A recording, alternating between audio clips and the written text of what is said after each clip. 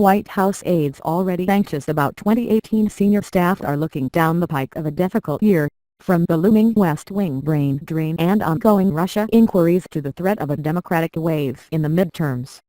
President Donald Trump returned to Washington from his sunny holiday break in Florida in an upbeat mood, relaxed and rested, but many of his top aides are dreading what's to come in 2018.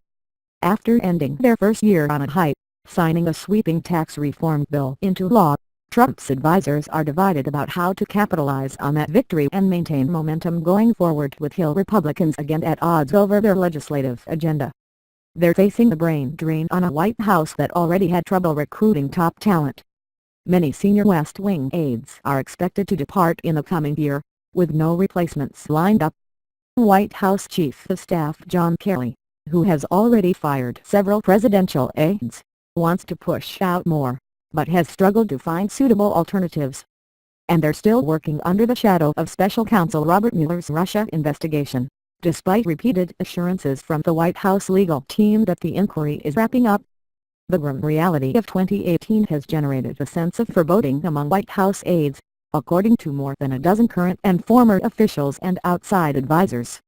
West Wing aides, who worked furiously to push through legislation and executive actions during Trump's first year in office, expect limited prospects for getting things done in Washington this year, heading into a contentious midterm election. They absolutely should worry about 2018, said Ari Fleischer, the former press secretary to President George W. Bush.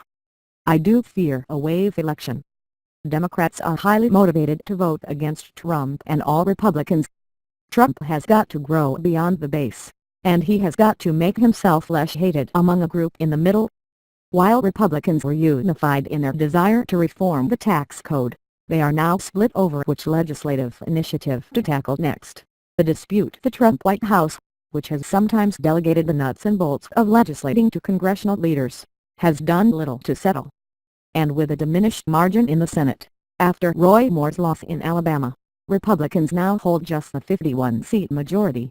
White House aides and Republicans in Congress say they have little hope that much, if any, meaningful legislation will reach the president's desk before the midterms. Behind the scenes, White House aides and Trump's outside advisors are engaged in a fierce debate over the shape of next year's agenda. At issue, whether to appeal to traditional conservative voters by tackling welfare reform or instead push forward on the president's long-promised infrastructure plan, which could attract Democratic support and win over a broader slice of the electorate. Several Trump advisors have urged the president to strike a more bipartisan tone next year, encouraging him to facilitate the deal with Democrats on the DACA program for undocumented immigrants and